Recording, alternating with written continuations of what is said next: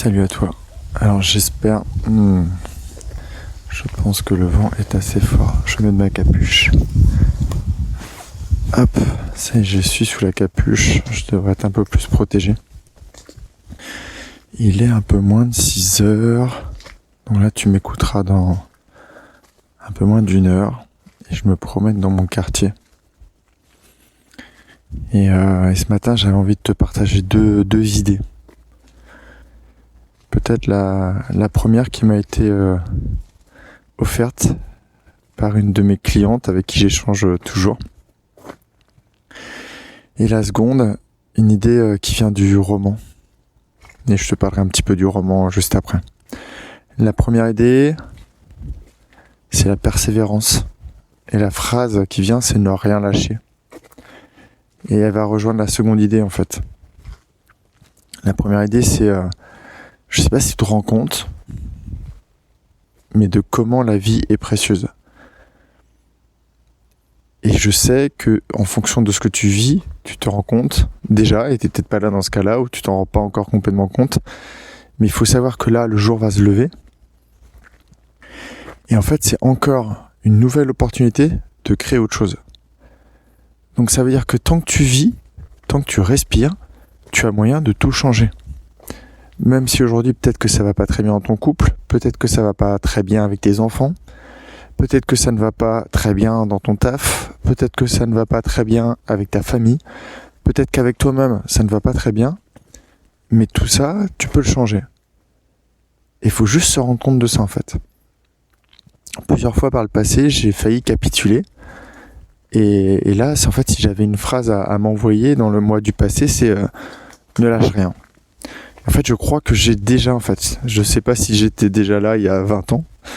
Enfin, c'est particulier comme phrase, hein, c'est pas compréhensible, mais je me rappelle, je l'ai partagé sur un podcast, donc je peux le partager aussi ici, et j'en ai déjà parlé. En 2017, quand je suis vraiment au fond du trou, je me retrouve en train de pleurer, assis sur mon sol de cuisine. Et en fait, je vais pour faire une connerie. Et il y a une petite voix qui me dit... continue. Et en fait, le continue, c'est, je pense, ne lâche rien. Parce qu'à l'époque, je savais pas qu'il fallait se parler plus positivement. Mais en fait, je me suis écouté sans trop savoir. Et c'est ce jour-là que j'ai décidé, en fait, que la vie méritait d'être vécue. Et c'est ce jour-là que tout a commencé, en fait. Tout a commencé en me disant, en fait, la vie est belle. Aujourd'hui, j'ai l'impression qu'elle est moche. Mais comment je fais pour qu'elle devienne belle ? Et c'est au bout de 2 ans que j'ai commencé à tout te partager. Donc ça a pris un petit peu de temps. Mais encore une fois, parce que je l'ai fait quasiment tout seul. Et ça, c'est vraiment le regret que j'ai, le plus grand regret. Je me dis, mais... Et en même temps, quand je te dis ça, je me dis que j'ai pas de regret. J'ai fait tout seul. C'est pour ça qu'aujourd'hui, je suis extrêmement à l'aise pour en parler. Sans script, sans rien, sans cours, sans support, sans police, sans connaissance, sans avoir lu, sans aucune citation d'auteur connu.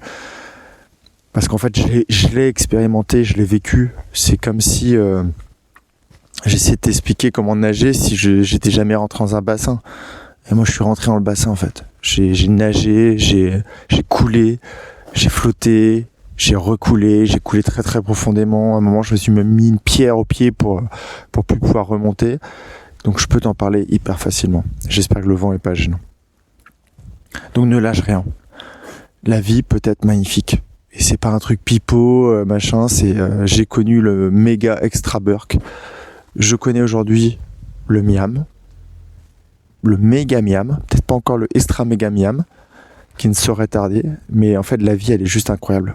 Et ça n'empêche que quand t'as connu le méga miam, tu peux retourner dans le burk 1 journée, 2 journées, 3 journées, 4 journées, 1 semaine, 1 mois. Et juste te rappeler à quoi ça correspond le méga miam, quoi. C'est comme si je t'obligeais à manger au McDo pendant 6 mois et que tu avais déjà mangé dans un resto 3 étoiles et tu te rappelles en fait ce que ça fait. Et si tu as l'espoir un jour de remanger dans ce resto, en fait, tu continues de manger des aliments de très mauvaise qualité au McDo parce que tu sais qu'un jour tu vas peut-être pouvoir regoûter. Fais pareil. Je suis certain qu'à un moment de ta vie, tu as goûté au méga miam. Tu as déjà mangé dans un resto 3 étoiles sans le savoir. Replonge-toi. Qu'est-ce que tu faisais ? qu'est-ce que tu faisais à ce moment-là? T'étais plus en nature, t'étais au contact de personnes qui étaient plus sympas, qui étaient plus positives. Peut-être que tu étais à des milliers de kilomètres de chez toi, ce qui fait qu'en fait t'étais indépendant. Tu n'avais plus cette culpabilité familiale ou cette loyauté familiale qui te pesait. Et en fait, rappelle-toi, qu'est-ce que tu faisais? Replonge-toi, reconnecte-toi à ce toi de ce moment-là et tu vas voir que ça a été incroyable. Je pense à un de mes clients belges avec qui on a fait ce jeu-là. En fait, je lui dis, mais il y a bien un moment, t'étais puissant, tu croyais, t'avais la niaque, t'avais le feu en toi. Et tout de suite, en fait, en l'espace de 15 secondes, quand j'allais voir ma conjointe, je prenais le train et j'avais les cours et en plus je faisais ci et je faisais ça et là j'avais la niaque en fait. Et juste en fait on a rallumé ça. Il est encore en train de continuer de réallumer sa flamme et en fait sa vie est en train de changer.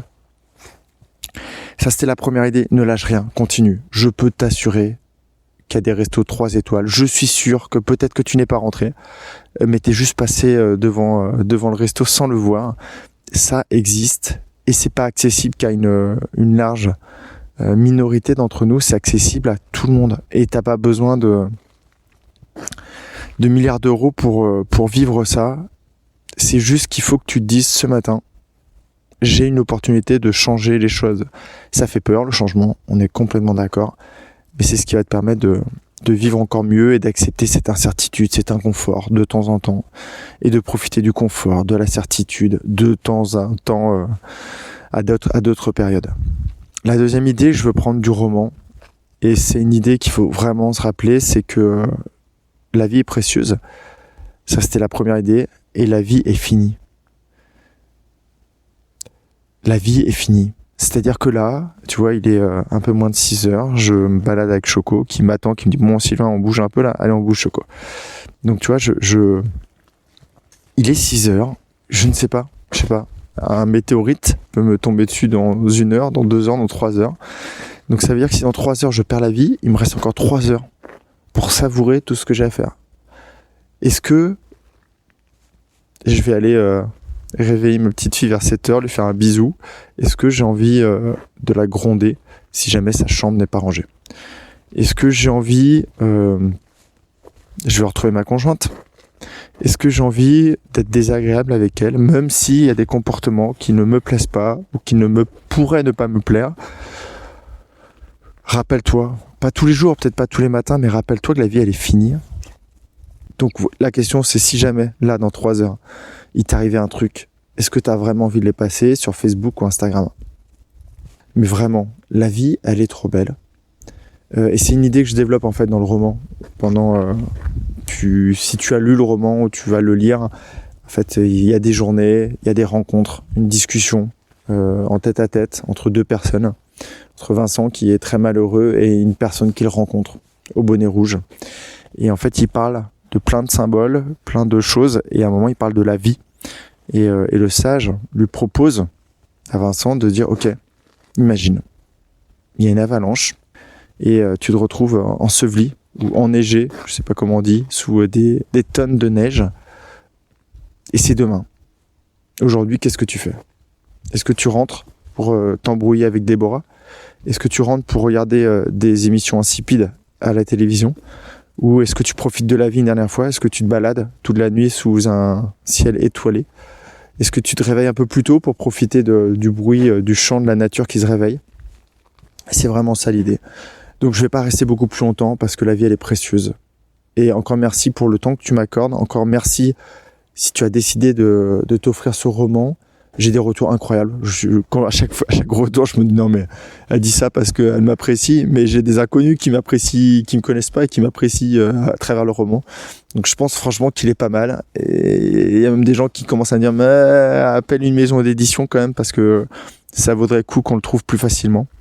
Mais voilà. Donc peut-être qu'aujourd'hui je vais m'atteler à ça, à essayer de voir quelles sont les maisons d'édition qui pourraient être intéressées. Mais en attendant, il est déjà disponible. Il est disponible dans sa version brute parce que peut-être que si je passe par une maison d'édition, ils vont me demander de retirer des choses. J'ai ajouté un peu de sensualité, j'ai ajouté des choses que peut-être tu ne vois pas dans d'autres romans parce que c'est le mien et j'ai mis ce que je voulais dedans. Donc voilà, allez, je m'envole, rappelle-toi, la vie elle est précieuse et la vie elle est finie. Mais ce matin, c'est une opportunité de te créer la vie que tu mérites. Prends bien soin de toi. Bye bye.